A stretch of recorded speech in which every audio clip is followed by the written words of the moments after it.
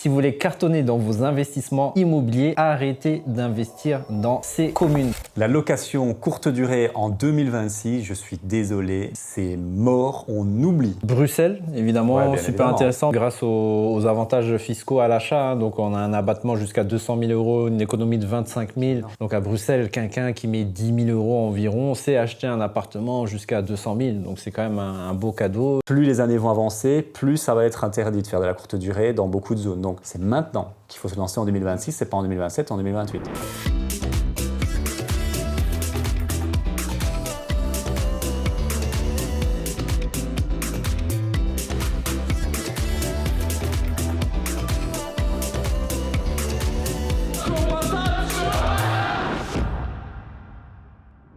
Les amis, dans cette vidéo, on va vous parler de la géographie de la Belgique, mais surtout des zones qui ne sont pas rentables pour exploiter vos biens. Alors, ce qui est intéressant, c'est qu'on va parler d'achat locatif, colocation, Airbnb, courte durée, où est-ce que c'est intéressant, où est-ce que ça n'est surtout pas intéressant et pour quelles raisons. Et on va parler aussi de certaines régions où faire des opérations achat-revente, où est-ce que c'est intéressant, où est-ce que ça n'est pas intéressant. Donc, pas mal de contenu. Accrochez-vous, surtout si vous êtes en voiture, ne faites pas d'accident. Et aujourd'hui, les amis, comme d'habitude, depuis 2019, je suis en compagnie de mon meilleur associé, Monsieur Colin. Comment vas-tu? Oui, je vais très très bien. J'espère que vous êtes chaud pour cette vidéo parce qu'en 2026, les lignes ont bougé. On avait tourné cette vidéo l'année dernière et il y a vraiment eu du changement, surtout au niveau de la courte durée. Donc, il y a du travail. Il y a du travail. On va commencer peut-être par le locatif. C'est le plus facile, je dirais pas, mais en tout cas, c'est là où ça a vraiment beaucoup bougé. Et puis, on glissera doucement mais sûrement vers l'achat-revente parce que en 2025, on n'a pas chômé, on a bien écumé la Belgique. Et donc, quand on parle de locatif au rendement, si vous nous connaissez et si vous connaissez le Club Élite locatif, il y a deux grandes stratégies. Il y a la coloc, bien évidemment, et il y a la location courte durée. Au niveau coloc, je vais d'abord laisser parler mon associé Maëri, c'est lui le maestro de la coloc. Est-ce que ça marche toujours en 2026, la coloc? Et où ça? Alors, je vais faire une petite rétrospective de mes investissements. Donc, depuis 2017, j'ai investi principalement des colocations sur Charleroi. Et depuis 2024-25, ensemble, on a investi du côté de Liège. Donc, je vais parler de ces régions que je connais. Alors, Charleroi, depuis 2017, la ville a vraiment explosé. Elle a changé de manière positive. Elle s'est développée et il y a des projets, des investisseurs, que ce soit régional, que ce soit fédéral ou que ce soit privé, qui ont investi des centaines, si ce n'est pas des milliards d'euros, à développer la ville. Et je l'ai vu de mes propres yeux, c'est pas seulement ce que je regarde. Donc ça reste une belle région, ça reste une belle région où le prix de l'immobilier continue à augmenter. On a, vous regardez, des réaffectations de gros bâtiments comme les hôpitaux, on a des adaptations au niveau du ring pour faciliter la circulation. Il y a un nouvel gros hôpital qui est sorti, un nouveau campus qui est sorti, tout ça depuis 2017, donc 2023, 2024. On a la gare qui a été complètement rénovée, des nomenclatures, les noms qui vont changer, c'est plus la gare de Charleroi Sud, c'est la gare Charleroi Centrale, les amis, même si on est au sud. Et donc pas mal de choses qui se font. Et pour moi, Charleroi reste une belle destination. Mais je vais mettre mon petit grain de sel dedans, les amis. Pourquoi? Parce que Charleroi, on a quand même de plus en plus de concurrence, il faut le dire. La demande estudiantine augmente, mais en parallèle aussi les investisseurs aussi augmentent. Et donc il faut vraiment savoir quoi acheter, bien optimiser ses travaux, acheter dans les belles localisations, dans les bons budgets et aussi se différencier de la concurrence. Et donc c'est pour ça qu'on accompagne nos gens, puisqu'on leur donne des infos à jour, pour qu'eux puissent avoir des investissements qui sont sereins. Donc Charleroi, aujourd'hui, je dirais toujours top, ça fonctionne, mais il faut être plus malin, il faut être un peu plus créatif et il faut être très très bien accompagné.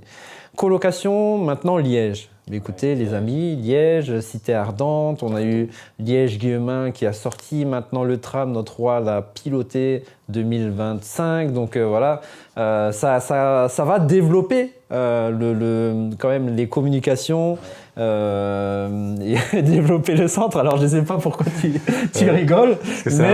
Non mais il a raison, c'est important de dire que le roi a piloté. Mais il y a quelque chose en tout cas sur Liège. De base, Liège, c'est une très belle ville. Il y a de l'activité économique, touristique, culturelle. Donc ça fonctionne très bien. Nos côtes, chaque fois qu'il y en a un qui part, c'est rempli en 1-2 semaines grand max. 2 ans et on a quand même 18 côtes, donc 18 étudiants. C'est quand même un beau petit nombre et ça se loue très très facilement. Donc très très bon signal du côté de Liège. Ça cartonne. Très très bon signal. Et alors, à titre informatif, donc nos 18 côtes sont gérées à distance. Ça fait longtemps qu'on n'est pas allé dans nos bâtiments et ça tourne vraiment bien parce qu'on a trouvé très bon contact. Et d'ailleurs, si le contact nous voit, la contact pour être plus précise, merci à toi pour le boulot que tu fais vraiment avec brio. Et donc, mais ce tram, ce que je veux dire, va quand même développer les choses puisqu'il longe la Meuse, je parle notamment du quai Saint-Léonard, et il commence à aller dans des recoins qui étaient un peu moins bien cotés, on va dire. Et normalement, grâce à ce tram, on a accès en 5 minutes à 10 minutes du centre, donc du carré de la place Saint-Lambert. Et potentiellement, bon voilà, je ne suis pas Madame Irma, mais ça va développer ces quartiers-là. Et c'est un point positif aussi pour les colocations, trouver des bonnes affaires. Donc Liège reste une ville, la cité ardente, très très bonne ville pour investir. Mons aussi, je dirais. Oui, Mons, on va parler Mons-Tournai. Alors Mons, petite ceinture, nord de Mons, centre estudiantin. Peut-être un peu je map, donc gare terminée. Qu'est-ce qu'on a d'autre à Mons? Ah oui, par contre, Mons, tout ce qui est logement collectif, donc cote étudiant. Attention à tout ce qui est cote étudiant, donc soumis à permis de location, puisqu'il y a, je pense, un lobby. En tout cas, c'est vraiment difficile d'obtenir ces autorisations-là. Alors, cote étudiant à distinguer de la colocation. La colocation, il peut y avoir des étudiants, des stagiaires, des jeunes travailleurs, peu importe, tout type de profil. Mais il y a une forte demande, et un peu comme Liège en fait. Un peu comme Liège, on peut mélanger courte durée, Airbnb. Ça, pour moi, c'est top 3 best. Top 3 les meilleures villes où investir. Et alors, il y a quand même deux communes, 2 villes qu'on n'a pas encore vraiment abordées. Moi, je pense qu'elles ont quand même un intérêt. La première, c'est Namur, parce que si je ne le fais pas, on va nous le demander. Namur a un intérêt, mais ça reste quand même, comme en 2025-2024, très cher, Namur. On a des clients qui veulent absolument aller à Namur. Mais on a beau retourner tout dans tous les sens, au niveau calcul, Namur, dans certaines zones très particulières, ça peut marcher. Au niveau, quand je dis ça peut marcher, c'est au niveau cash flow, parce que ça peut marcher partout, bien évidemment, vous achetez, mais si vous gagnez rien au cash flow négatif, on s'en fout un peu, c'est pas le but. Mais ça peut générer du cash flow, mais dans certaines zones très spécifiques, mais globalement, c'est bien plus cher que tous les 3 que tu viens de citer à l'instant.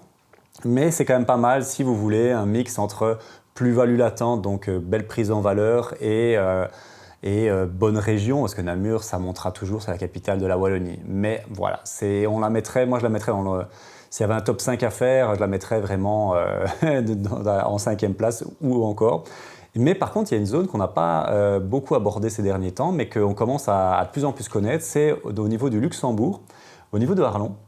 On commence un peu à prendre nos marques sur ce marché-là, et au niveau de la colocation, bien évidemment, c'est plus cher, mais les colocataires, ce sont des jeunes travailleurs qui vont au Luxembourg, on s'en doute. Et là, il y a vraiment des bons coups à faire. Si vous êtes un peu astucieux, un peu doué, surtout avec un mix, pour moi, d'achat-revente. Si vous faites de l'achat-revente, vous revendez une partie et vous gardez une partie pour faire de la coloc, il y a vraiment des choses à faire. Donc ça, c'est vraiment efficace. Et puis, il y a la dernière commune qu'on n'a pas parlé, et là, pour nous, ce sera un no-go, ce sera une croix comme ça. C'est le Brabant Wallon en coloc. On est quand même d'accord qu'on passe notre tour, je pense. Oui, évidemment, c'est beaucoup plus cher. Les loyers ne sont pas forcément en conséquence, ils sont plus chers, mais pas à la hauteur des prix qu'ils ont à cause de l'engouement justement qu'ont les Bruxellois ou les gens à vivre dans le BW, le fameux BW.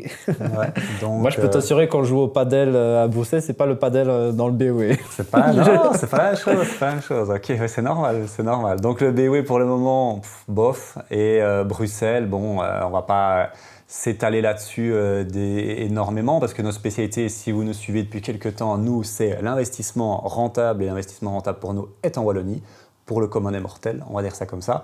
Mais Bruxelles, en 2 mots, toi qui es bruxellois, est-ce que ça vaut encore le coup? Et si oui, à quel budget peut-être? Ouais, Bruxelles, ça vaut le coup seulement quand vous avez des gros budgets, donc ça veut dire, on va dire 700, voire 700 000 minimum de capacité d'emprunt, pouvez faire des bonnes opérations, ou sinon extrêmement rare, sans clause de crédit, vente publique ou off-market, des coûts moins chers, mais c'est un marché compliqué. Ouais. Je dirais pas saturé, mais il faut être très réactif. C'est pas pour C'est les pas pour les petits, débutants, c'est les pas petits, pour les petits joueurs. Ce qu'on est tous quand on débute, hein, c'est Ouais. pas péjoratif ou négatif, mais quand on débute, qu'on a 200 000 de capacité d'emprunt, à Bruxelles, vous allez choper un studio ou un appartement, une chambre, quoi. Voilà, c'est pas avec ça que vous allez faire fortune. Donc, c'est pour ça qu'on n'est pas très chaud sur Bruxelles. Alors, bien évidemment, on caricature, hein. Il y a peut-être un dans le commentaire qui va me dire « Oui, mais non, moi j'ai trouvé ci, ça, ça. » Ouais, mais c'est l'exception. L'exception ne fait pas la norme, hein, attention.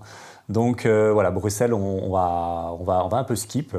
Et puis, en Flandre, c'est pas vraiment notre expertise, donc on va pas... Pas moi que c'est une expertise, mais il y a du potentiel en fait. Ah oui, il y a gros potentiel, effectivement. Mais c'est pas vraiment notre expertise pour la coloc, en tout cas, donc on va pas trop s'attarder là-dessus. Maintenant qu'on a vu la coloc d'à peu près toute la Wallonie rentable, on va quand même parler de la courte durée.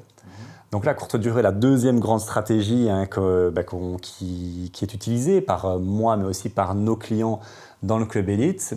Est-ce que ça marche encore partout? Eh ben non.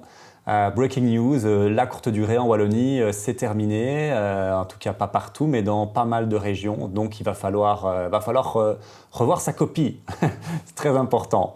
Alors les régions où ça marche plus, Dinan c'est mort. Voilà, on va pas tourner autour du pot, Dinan c'est mort.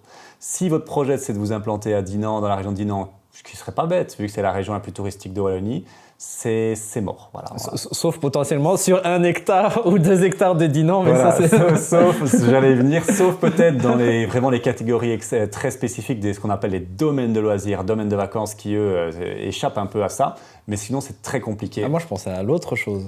Ce que tu m'avais envoyé par mail. Que je t'ai envoyé, mais ça je le divulgue pas. On divulgue pas. Là, c'est des infos trop croustillantes. En gros, à Dinan, il y a un petit endroit, à mon avis, 1 hectare grand max. À confirmer. Où il y a quand même moyen. Mais... Il y a moyen, mais c'est très spécifique et donc ça sert à rien de vous le dire parce que on le dit à nos clients, désolé. Et puis c'est tellement spécifique qu'on peut pas le standardiser. Donc Dinan, c'est vraiment mort de manière générale. Voilà, on sait de quoi on parle et on est. Juste quand tu parles de Dinan, tu parles de Dinan, le code postal ou je parle de toute la commune. villes, Non, je parle de toute la commune de Dinan. Okay. La province. La province de Dinan, c'est vraiment extrêmement compliqué. Beaurain, Astières, Dinan, Anserem, tout ce qui tourne autour de Dinan devient extrêmement compliqué. Donc n'allez pas là-bas, sauf si vous êtes bien accompagné et qu'il y a une raison. On va dire ça comme ça. Il y a une autre commune où c'est mort, et c'était déjà mort en 2025, mais là c'est vraiment mort de chez mort. C'est tout ce qui est la région d'Urbuy, Spa, tout ce truc-là, hein, toute cette zone-là. Donc le côté entre Liège et la province du Luxembourg, ça devient extrêmement difficile, extrêmement compliqué. En fait, pour la faire très courte, les zones très touristiques, c'est devenu quasiment mission impossible. Donc n'allez pas vous casser les dents là-dessus dans courte durée. Surtout si vous débutez, faites-vous accompagner, est-ce qu'il y a encore moyen? Mais c'est devenu vraiment, vraiment difficile. Donc ça, on évite. Maintenant, il y a des zones où c'est possible. Heureusement, bien évidemment, il y a toujours les Ardennes belges. Encore que, à temporiser, par exemple, Bray-sur-Semois, même chose, c'est mort. Zone trop touristique, oubliée en fait. Si la zone est trop touristique, qu'il y a trop de gîtes, on oublie. Mais il y a encore moyen dans les Ardennes, dans les zones un peu moins demandées, comme Arlon, tout ça, c'est pas encore trop impossible. Et puis, il y a toujours les grandes villes. À Liège, on a des clients qui encore se lancent, c'est possible. Pas partout, mais ça devient plus compliqué, mais c'est encore possible à Liège. Charleroi, c'est possible. C'est possible, effectivement. Mons-Tournai, hein, du côté de Hâte, du côté des choses pareilles, on a des clients qui font des beaux projets là-bas.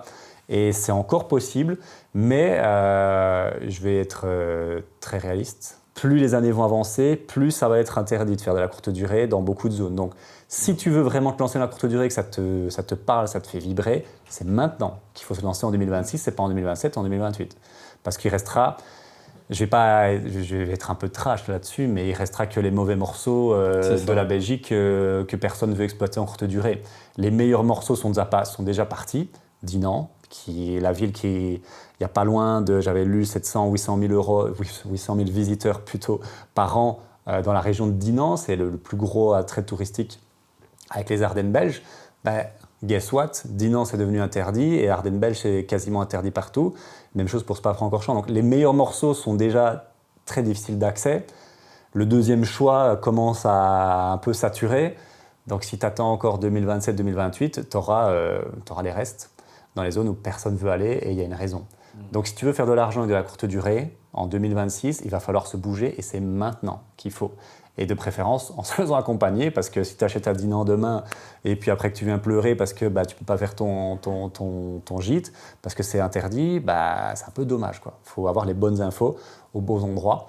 Donc voilà, pour les zones vraiment qui marchent, Mons-Tournai, on en a parlé. Voilà, Arlon, il y a peut-être encore des choses à faire. Bruxelles, bon, c'est pas notre expertise, mais Bruxelles, c'est encore plus compliqué. Alors, c'est encore plus compliqué. Avoir les autorisations, le numéro d'exploitation, c'est chaud. C'est ça le point le plus négatif sur Bruxelles, même ceux qui ont des liquidités, c'est la politique et les lois pour obtenir les autorisations d'exploitation. Surtout hébergement touristique, c'est quasiment pas impossible, mais c'est extrêmement difficile. Parce qu'il y en surtout a trop. Pour ceux qui Parce qu'il y en a trop. Il y a trop, il y a du lobby, il y a de la concurrence, enfin c'est très très politique et c'est un peu vague et nébuleux.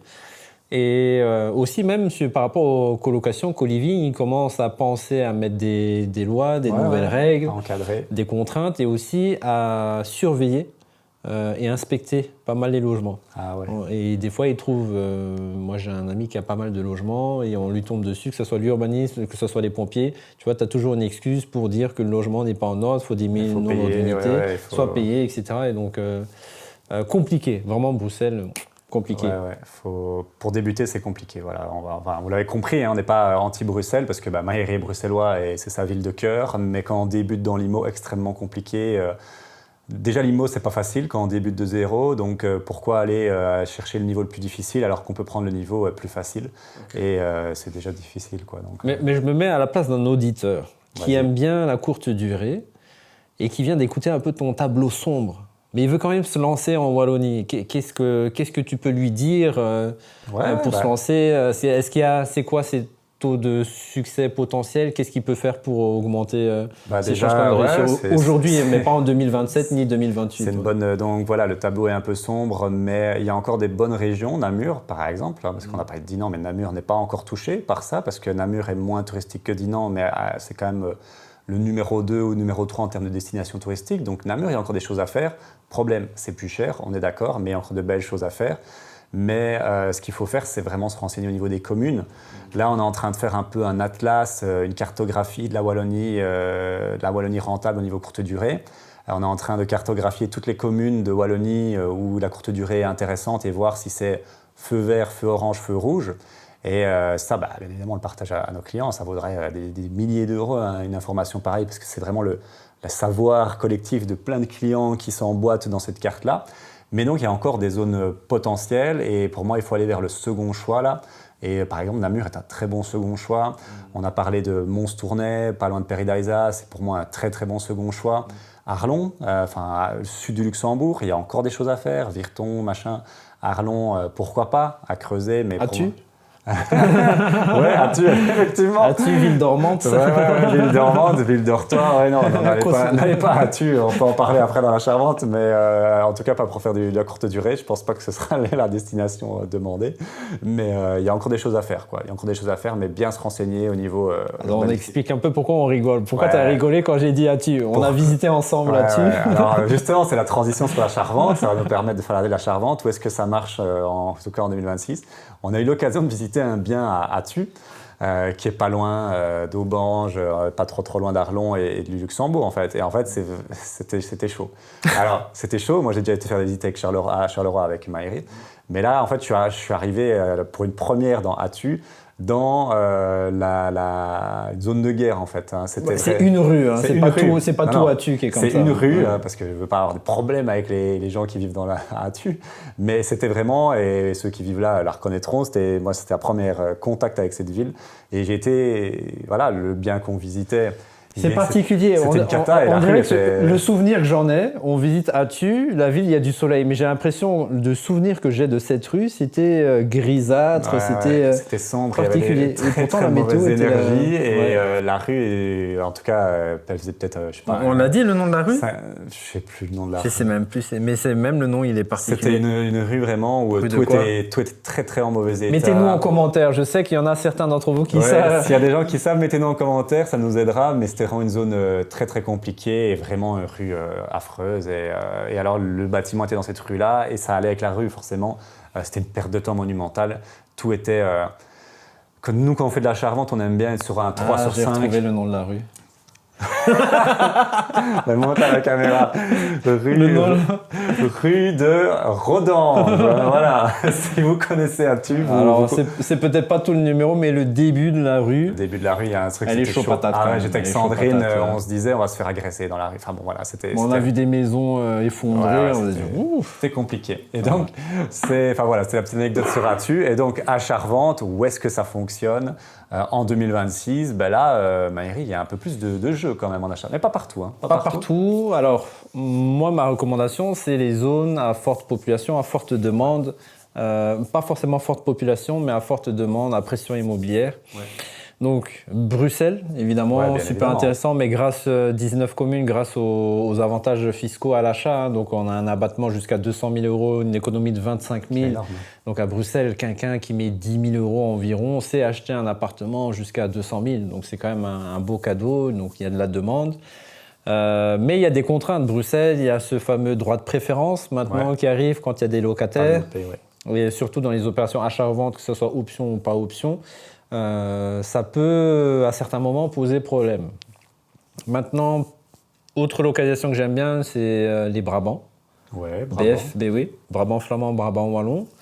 Très très bonne localisation. On a des gens qui ont les moyens, les Bruxellois, et c'est des belles communes. Il y a les communes à facilité, donc ça fonctionne très bien. Les grandes villes, Namur, Liège, voilà, Namur, Liège cartonne. Charleroi, pas forcément. Je dirais, en forte population, mais justement, c'est l'exception qui n'est pas la norme. Je dirais que Charleroi, personnellement, c'est très subjectif et ça n'engage que moi. Je ne recommanderais pas forcément pour des opérations achat-revente, option croisée, où les délais sont courts, où on doit être réactif. C'est un peu plus compliqué et il faut trouver vraiment le bon client. Donc, si vous avez déjà le bon réseau, les gens qui cherchent, alors pourquoi pas. Mais si vous partez from scratch, un peu plus difficile. Quoi d'autre comme commune? Arlon, de manière générale, le sud du Luxembourg, pas le milieu du Luxembourg, mais le province du Luxembourg. Il y a quand même des bons coups. On dit Arlon, mais on peut dire Vielsam, on peut dire Virton. Limitrophe, en fait. Tout ce qui est, en fait, c'est du bon sens. Tout ce qui est limitrophe, comme dit Maëri, à peu près 20-30 minutes en voiture du Luxembourg, en fait. Pour les frontaliers, ils ont des capacités d'emprunt énormes de par leur salaire, ils mettent beaucoup d'argent de côté, donc c'est un public, mais c'est un public particulier. Je ne vais pas détailler ça ici parce que c'est le fruit de 3-4 ans de bourlingage dans la province du Luxembourg, mais c'est un public particulier et tous les types de biens ne se vendent pas facilement dans le sud du Luxembourg, donc très bon, mais attention, pas sur n'importe quoi. Et puis Dinan, on oublie par contre Dinan, ne faites pas l'achat-revente à Dinan s'il vous plaît, parce qu'à l'époque, il y avait quand même les potentiels investisseurs qui étaient intéressés par faire de la courte durée, on vient d'en parler, c'est mort. Donc vous ne trouverez personne facilement, pas assez de population, très très compliqué. Et puis il y a encore quand même Mons-Tournai, qui est toujours un peu, c'est pas le choix de préférence, mais c'est quand même toujours efficace. Mons, c'est un peu au-dessus de Tournai, je dirais. Mons, au-dessus de Tournai. Quand même un peu mieux. Et les amis, il y a la Flandre. Moi, je ne pète pas un mot de néerlandais, mais ça cartonne bien. Je vais vous donner mon expérience en Anvers, compliqué. C'est très général ce que je dis, évidemment. Mais autant en Anvers, tu as des gens qui disent que Bruxelles, c'est des parkings. Je pensais que c'était une légende, mais j'ai entendu l'agent immobilier qui a dit ça vraiment. Et moi, je dis je viens de Bruxelles. D'autres endroits en Flandre, quand tu dis que tu viens de Bruxelles, c'est bien vu, ah oui, investisseur de Bruxelles, et il y en a où c'est Bruxelles, c'est des parkings, enfin soit. Mais j'ai l'impression, en tout cas en Anvers, de mon expérience, la majorité des gens, ils ont tous des diamants. C'est-à-dire marge de négociation, rien quoi, c'est 5 000 et donc souvent la marge de négociation, c'est le bénéfice qu'on fait. Et là, vraiment compliqué. On en a fait des offres, hein. Tu te rappelles avec Dimitri à Ouais, je l'époque? me rappelle très bien, on n'a jamais réussi à déverrouiller le coffre-fort de, de Anvers. Là, les diamantaires n'ont pas voulu qu'on parte avec, donc voilà. La prochaine fois, on dira qu'on vient d'Hollande, comme ça, à Amsterdam. Donc il y a ça, toi tu avais déjà essayé quand même à la mer du Nord, hein. La mer du Nord, j'ai essayé extrêmement bankable. Hein. Que Knock, j'ai fait Knock. ouais. Knock, il faut être ultra, c'est un peu comme ceux qui se lancent dans le locatif à Bruxelles, ultra réactif. Je me rappelle que j'ai loupé un deal à 2 heures près, quoi. Ouais. 2 heures près parce que j'avais contacté un pote flamand qui devait contacter l'agent immobilier pour poser une question. Et le temps que lui soit dispo et que j'ai la réponse, quelqu'un avait déjà fait une offre. Et en gros, il y avait 3 logements, un que j'ai pas su voir. Et j'ai un peu flippé. Mais en fait, j'ai acheté juste cet espace et cet espace c'était déjà le bon prix. Peu importe l'état que ça aurait été déjà bon. Et voilà, bon, bref. Un peu particulier, donc, mais mer du Nord, il y a moyen. Ou Knock, et alors je termine, parce que là on a fait la Flandre, communauté germanophone. Moi je suis en train de faire un deal quand même à Welkenrad, et on verra, parce que là c'est un achat, rénovation, revente, mais les prix de revente ont l'air quand même plutôt séduisants. Je vous dirai ça bientôt si ça se revend facilement, mais j'ai l'impression que oui, on a vu, c'est très vivant là-bas. Donc voilà, en fait, pour la faire très courte, ça marche quasiment partout. Dans les grandes villes, là où, comme Maïri l'a dit, il y a de la densité de population, il y a des gens qui ont du pouvoir d'achat. N'allez pas faire ça dans un village, même si parfois c'est attirant. Parfois, moi, je vois des villages de Namurois, je me dis, ouais, ils sont pas mal, mais ça reste des villages, c'est spécifique quand même. Gens Attention vont préférer, dans les villages. Les gens vont préférer des maisons dans les villages, à mon avis, que des apparts. C'est ça, plutôt des maisons. Donc, on a, nous, c'est des immeubles de rapport, donc c'est plutôt les villes qui nous intéressent. Et globalement, elles fonctionnent toutes, sauf Dinan, si on la fait très courte. Hein. Dinan à éviter, on ne va pas là-bas. Mais sinon, toutes les villes de Wallonie, Charleroi, Dinan, qu'on va plutôt éviter. Il y a assez de villes, je pense, dans tout le reste de la Belgique pour vraiment faire de l'argent et faire des très bons deals. Voilà, je pense qu'on a fait quand même le tour, non? On a fait le tour, alors... Ça vous donne des indices, mais c'est pas parce qu'on a donné des bonnes localisations ou des moins bonnes localisations que ça ne va pas marcher dans l'un dans l'autre. Il y a une typologie de biens à voir, il y a un type de marché qui est vraiment spécifique et donc il faut creuser. Là, c'est un premier avis, en tout cas, si vous voulez vous lancer, commencer à faire des visites. Mais je vous recommande vraiment d'être accompagné puisqu'il y a des spécificités à avoir. Vous n'allez pas proposer des biens, certains types de biens, certains types de profils. Et il faut bien avoir des structures de biens qui correspondent bien aussi pour la découpe. C'est ça. Ça fait beaucoup de bien, mais bon, ça fait du bien. Voilà. C'est une bonne conclusion. Là, l'immobilier et encore plus l'achat-revente, ça fait du bien. il faut s'adapter à son public, que ce soit dans le locatif, mais encore plus dans l'achat-revente. En tout cas, maintenant, vous savez où investir dans l'immobilier en Belgique, que ce soit en locatif ou achat-revente en 2026.